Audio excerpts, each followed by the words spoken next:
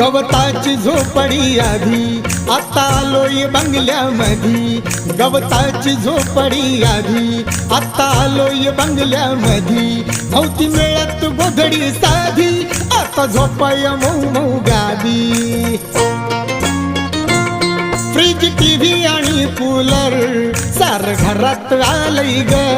Fridge, TV आणि cooler सार घरात आलंय ग.